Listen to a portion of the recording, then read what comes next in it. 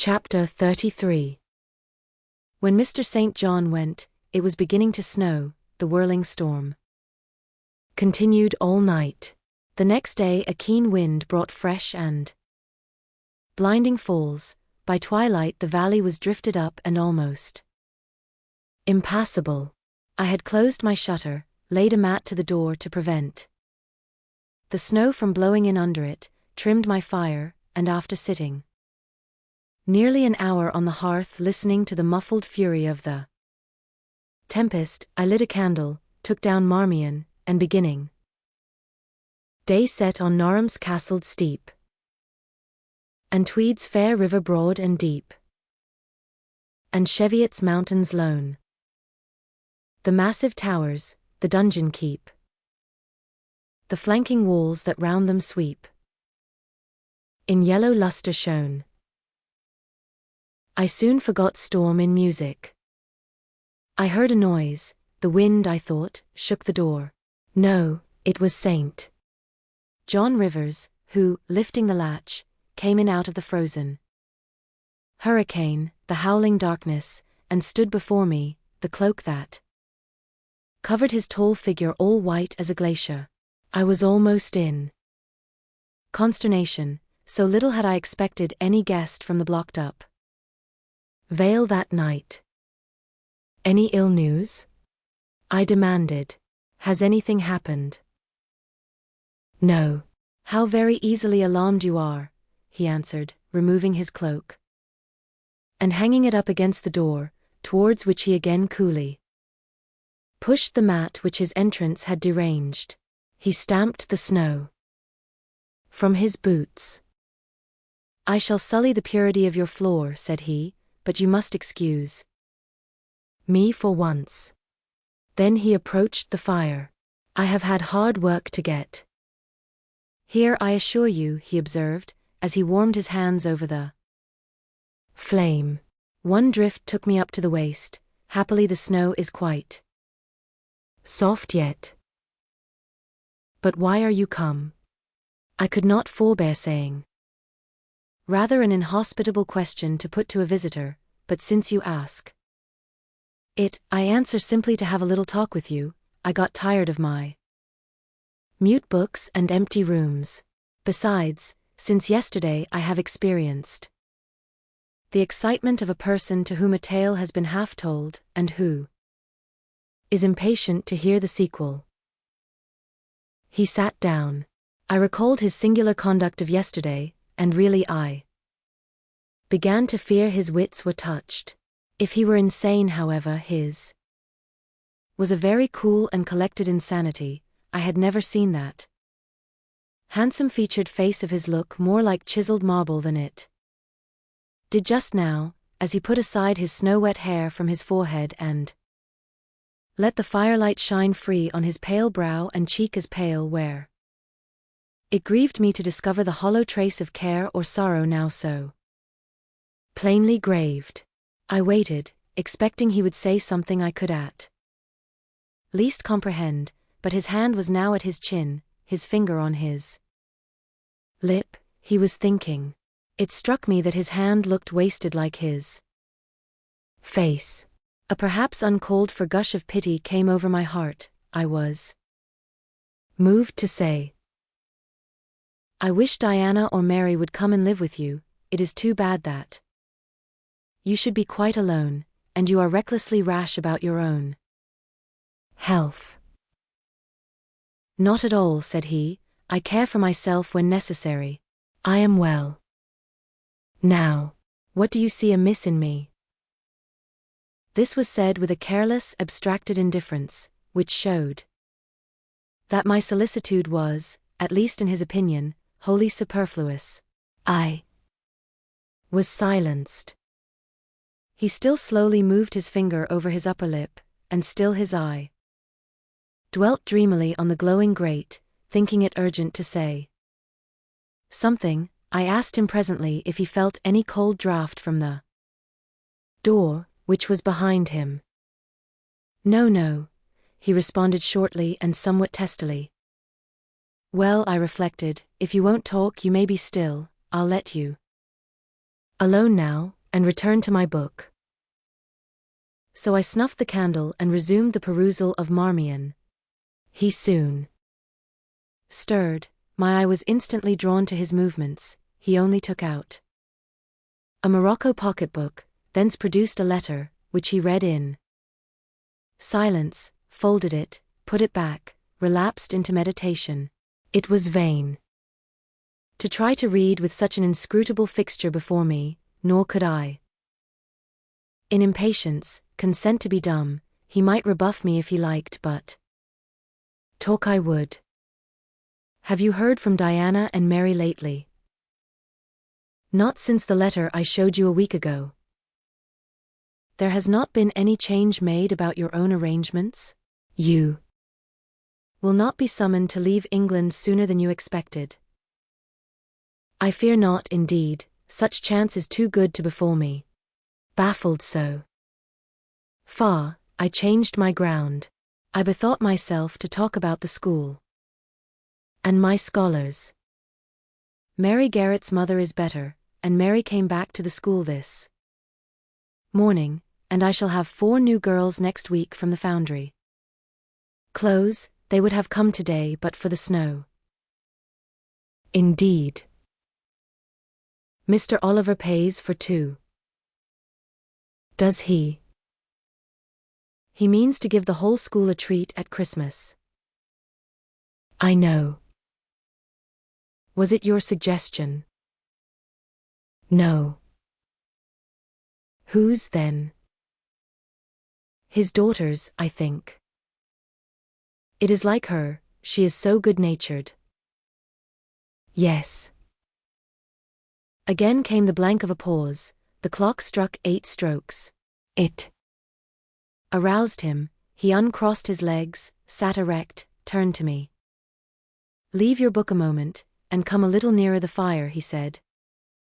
Wondering, and of my wonder finding no end, I complied. Half an hour ago, he pursued, I spoke of my impatience to hear the sequel of a tale. On reflection, I find the matter will be better managed by my assuming the narrator's part, and converting you into a listener. Before commencing, it is but fair to warn you that the story will sound somewhat hackneyed in your ears, but stale details often regain a degree of freshness when they pass through new lips. For the rest, whether trite or novel, it is short. 20 years ago, a poor curate, never mind his name at this moment, fell in love with a rich man's daughter. She fell in love with him and married him, against the advice of all her friends, who consequently disowned her immediately after the wedding.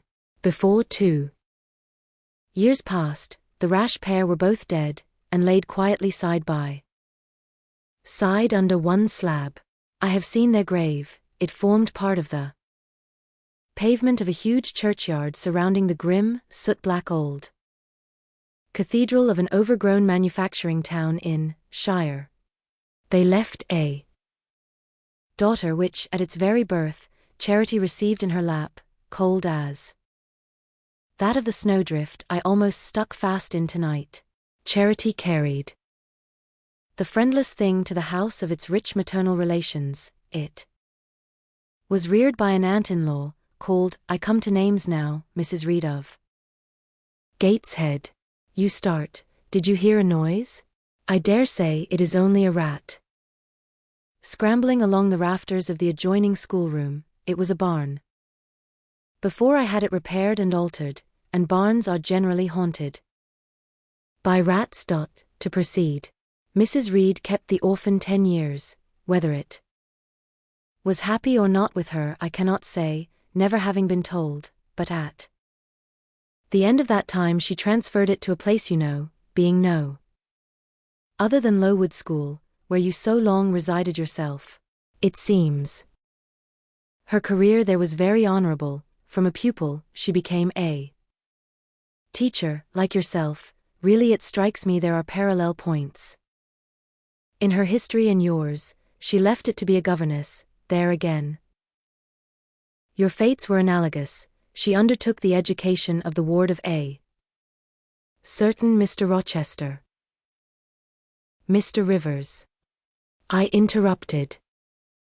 I can guess your feelings, he said, but restrain them for a while. I have nearly finished, hear me to the end, of Mr. Rochester's character. I know nothing, but the one fact that he professed to offer honorable marriage to this young girl, and that at the very altar she discovered he had a wife yet alive, though a lunatic. What his subsequent conduct and proposals were is a matter of pure conjecture, but when an event transpired which rendered inquiry after the governess necessary, it was discovered she was gone, no one could tell when, where, or how. She had left Thornfield Hall in the night. Every research after her course had been vain, the country had been scoured far and wide, no vestige of information could be gathered respecting her.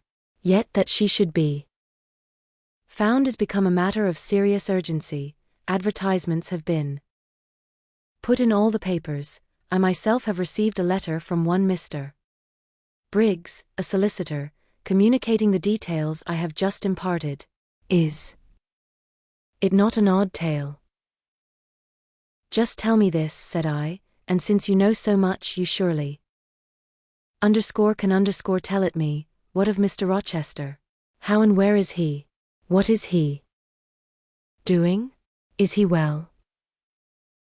I am ignorant of all concerning Mr. Rochester. The letter never mentions him but to narrate the fraudulent and illegal attempt I have adverted to.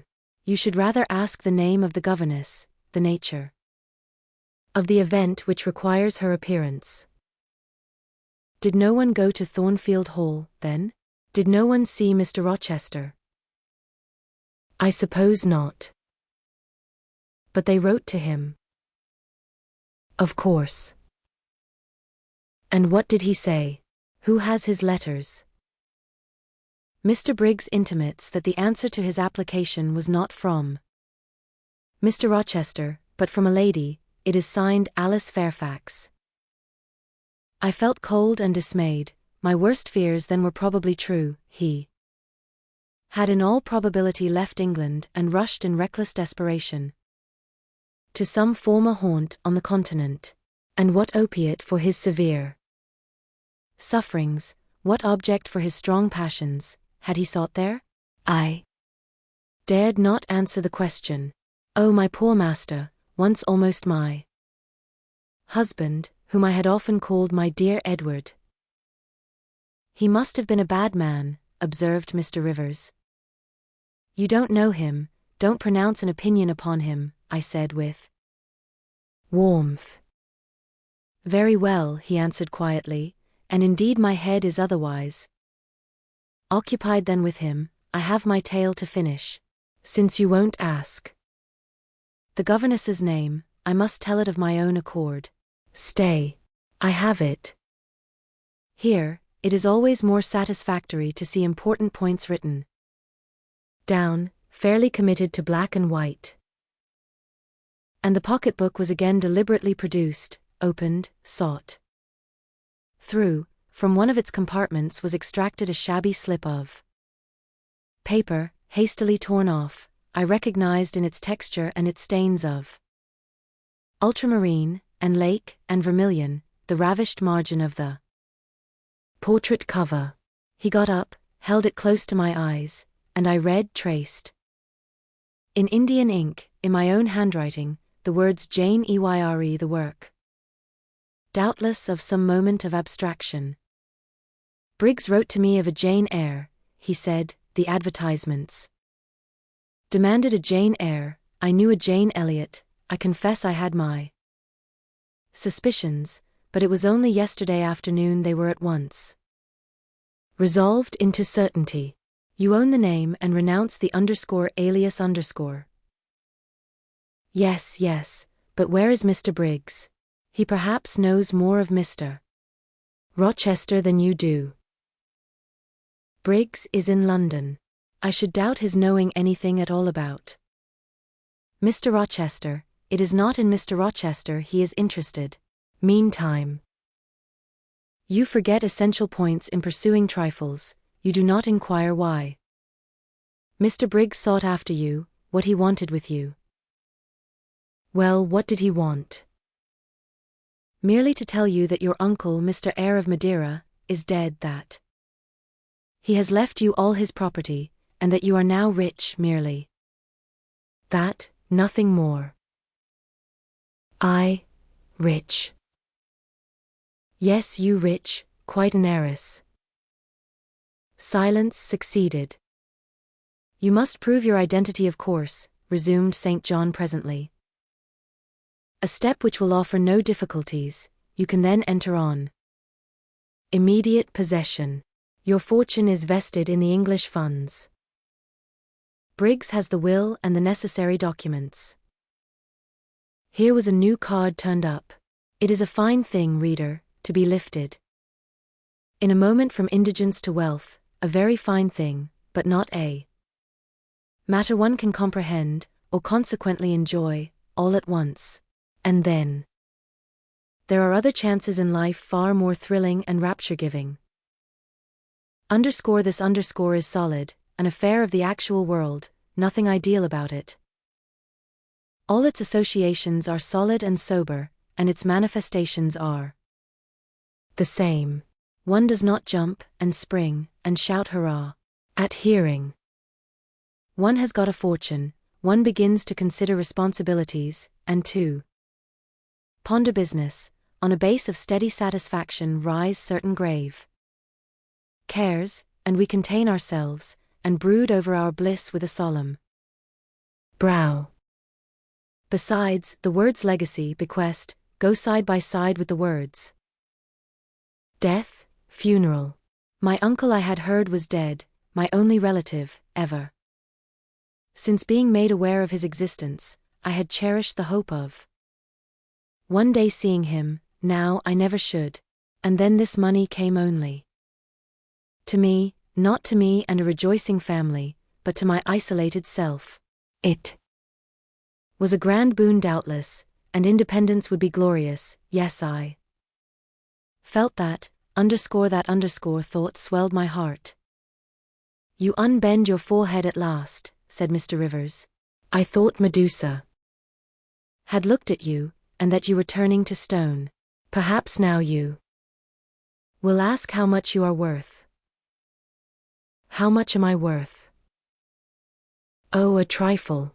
Nothing of course to speak of, £20,000 I think they say, but what is that? £20,000. Here was a new stunner, I had been calculating on 4,000 or 5,000. This news actually took my breath for a moment. Mr. St. John, whom I had never heard laugh before, laughed now. Well, said he, if you had committed a murder, and I had told you your crime was discovered, you could scarcely look more aghast. It is a large sum, don't you think there is a mistake?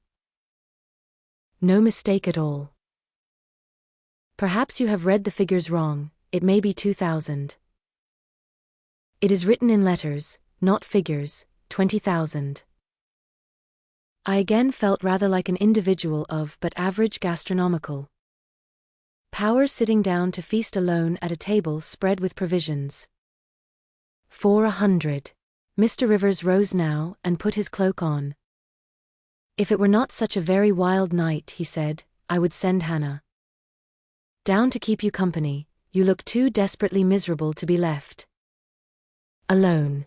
But Hannah, poor woman, could not stride the drifts so well as her legs are not quite so long, so I must e'en leave you to your sorrows. Good night. He was lifting the latch, a sudden thought occurred to me. Stop 1 minute. I cried. Well? It puzzles me to know why Mr. Briggs wrote to you about me, or how he knew you or could fancy that you, living in such an out-of-the-way place, had the power to aid in my discovery.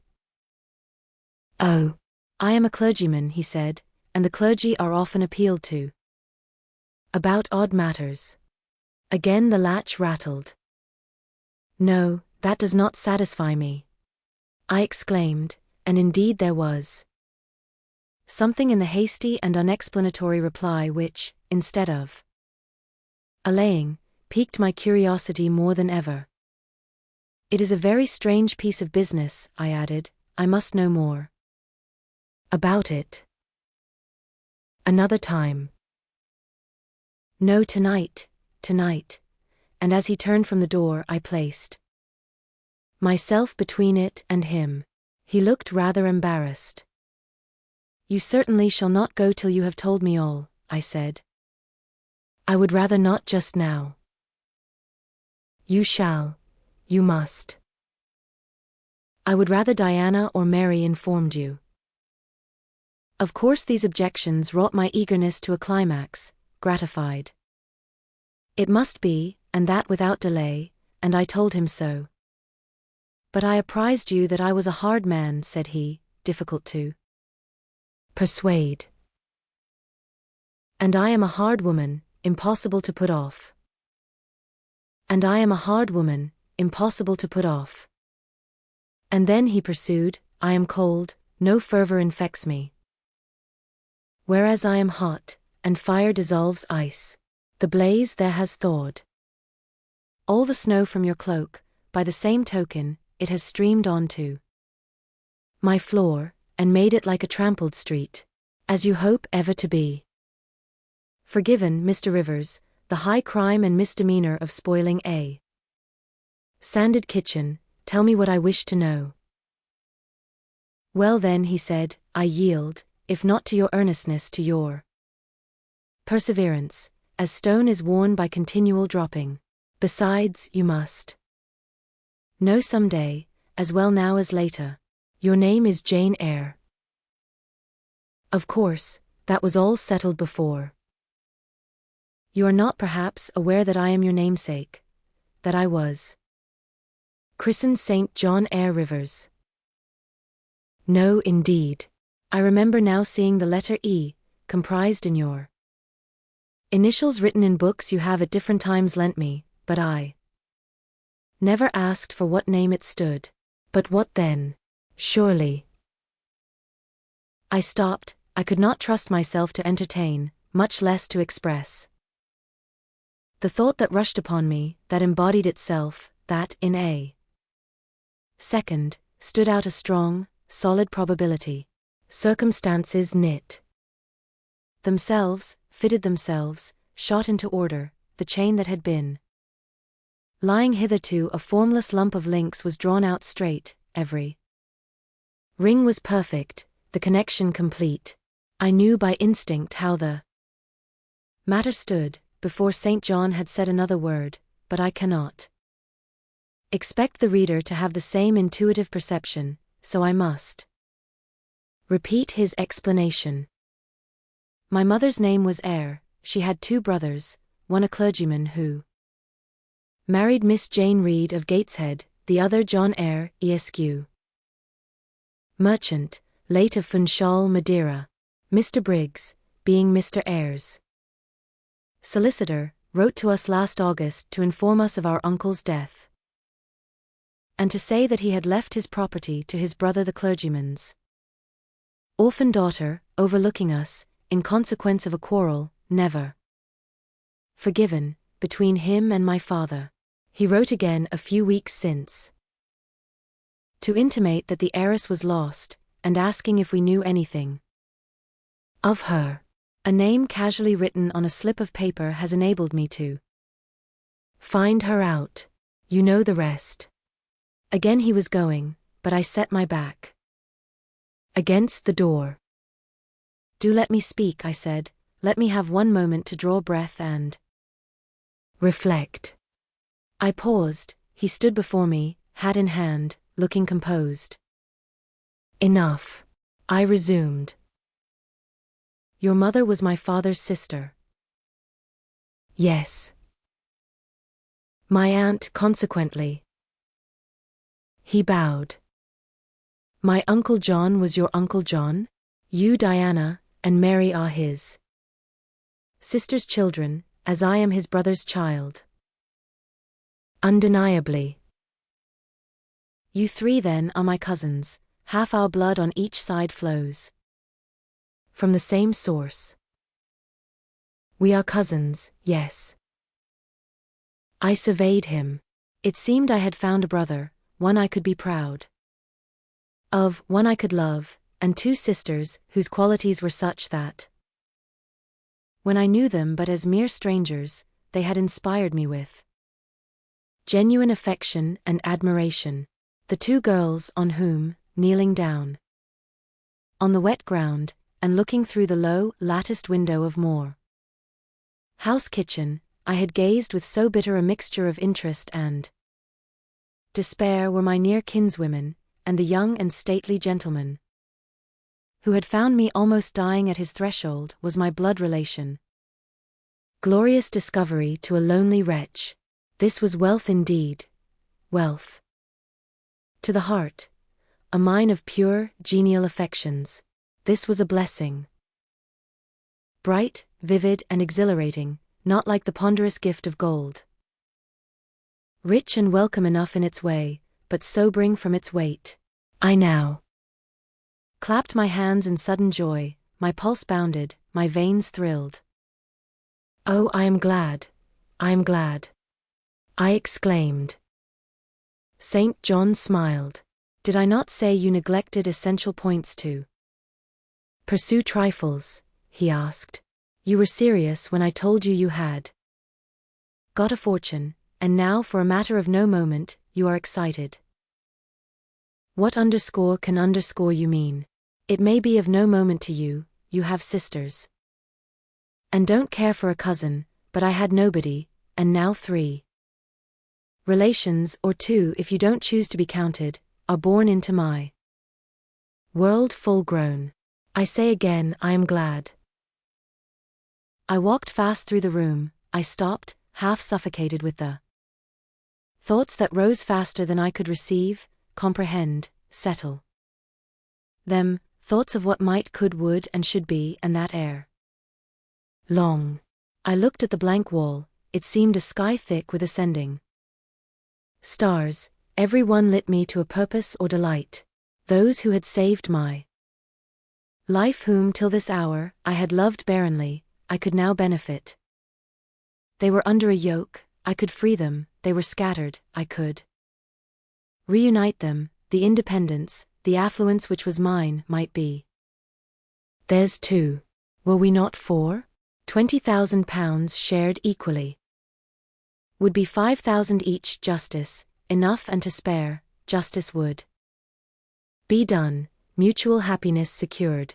Now the wealth did not weigh on me.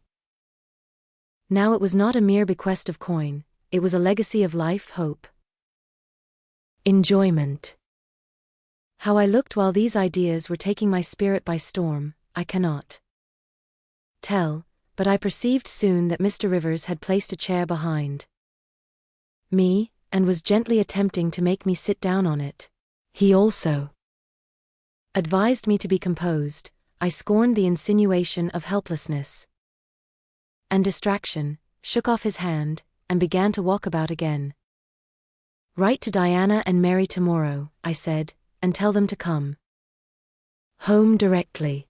Diana said they would both consider themselves rich with £1,000, so with 5,000 they will do very well.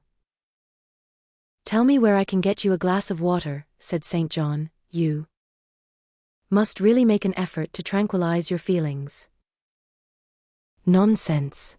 And what sort of an effect will the bequest have on you? Will it keep you in England, induce you to marry Miss Oliver, and settle down like an ordinary mortal? You wonder, your head becomes confused. I have been too abrupt in communicating the news. It has excited you beyond your strength. Mr. Rivers, you quite put me out of patience. I am rational enough. It is you who misunderstand, or rather who affect to misunderstand. Perhaps, if you explained yourself a little more fully, I should comprehend better. Explain. What is there to explain? You cannot fail to see that £20,000, the sum in question, divided equally between the nephew and 3 nieces of our uncle, will give 5,000 to each? What I want is, that you should write to your sisters and tell them of the fortune that has accrued to them. To you, you mean? I have intimated my view of the case. I am incapable of taking any other. I am not brutally selfish, blindly unjust, or fiendishly ungrateful. Besides, I am resolved I will have a home and connections.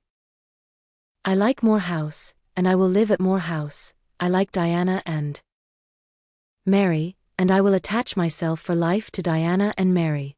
It would please and benefit me to have £5,000, it would torment and oppress me to have 20,000, which, moreover, could never be mine in justice, though it might in law. I abandon to you then what is absolutely superfluous to me. Let there be no opposition, and no discussion about it. Let us agree amongst each other, and decide the point at once. This is acting on first impulses. You must take days to consider such a matter, ere your word can be regarded as valid. Oh, if all you doubt is my sincerity, I am easy. You see the justice of the case. I do see a certain justice, but it is contrary to all custom. Besides, the entire fortune is your right. My uncle gained it by his own efforts. He was free to leave it to whom he would. He left it to you. After all, justice permits you to keep it. You may, with a clear conscience, consider it absolutely your own. With me, said I, it is fully as much a matter of feeling as of conscience. I must indulge my feelings. I so seldom have had an opportunity of doing so. Were you to argue, object, and annoy me for a year, I could not forego the delicious pleasure of which I have caught a glimpse, that of repaying, in part, a mighty obligation, and winning to myself lifelong friends. You think so now, rejoined St. John, because you do not know what it is to possess, nor consequently to enjoy wealth. You cannot form a notion of the importance £20,000 would give you, of the place it would enable you to take in society, of the prospects it would open to you. You cannot. And you, I interrupted, cannot at all imagine the craving I have for fraternal and sisterly love. I never had a home. I never had brothers or sisters. I must and will have them now. You are not reluctant to admit me and own me, are you? Jane, I will be your brother. My sisters will be your sisters, without stipulating for the sacrifice of your just rights. Brother? Yes, at the distance of 1,000 leagues. Sisters? Yes. Slaving amongst strangers. I wealthy, gorged with gold I never earned, and do not merit. You penniless. Famous equality and fraternization. Close union. Intimate attachment. But Jane, your aspirations after family ties and domestic happiness may be realized otherwise than by the means you contemplate. You may marry. Nonsense, again. Marry. I don't want to marry, and never shall marry. That is saying too much. Such hazardous affirmations are a proof of the excitement under which you labor. It is not saying too much. I know what I feel, and how averse are my inclinations to the bare thought of marriage. No one would take me for love, and I will not be regarded in the light of a mere money speculation. And I do not want a stranger, unsympathizing, alien, different from me. I want my kindred, those with whom I have full fellow feeling. Say again you will be my brother. When you uttered the words I was satisfied, happy. Repeat them if you can, repeat them sincerely. I think I can. I know I have always loved my own sisters, and I know on what my affection for them is grounded: respect for their worth and admiration of their talents. You too have principle and mind. Your tastes and habits resemble Diana's and Mary's. Your presence is always agreeable to me. In your conversation I have already for some time found a salutary solace. I feel I can easily and naturally make room in my heart for you, as my third and youngest sister. Thank you, that contents me for tonight. Now you had better go, for if you stay longer, you will perhaps irritate me afresh by some mistrustful scruple. And the school, Miss Eyre? It must now be shut up, I suppose? No. I will retain my post of mistress till you get a substitute. He smiled approbation, we shook hands, and he took leave. I need not narrate in detail the further struggles I had, and arguments I used, to get matters regarding the legacy settled as I wished. My task was a very hard one, but as I was absolutely resolved, as my cousin saw at length that my mind was really and immutably fixed on making a just division of the property, as they must in their own hearts have felt the equity of the intention, and must besides have been innately conscious that in my place they would have done precisely what I wished to do, they yielded at length so far as to consent to put the affair to arbitration. The judges chosen were Mr. Oliver and an able lawyer. Both coincided in my opinion. I carried my point. The instruments of transfer were drawn out. St. John, Diana, Mary, and I each became possessed of a competency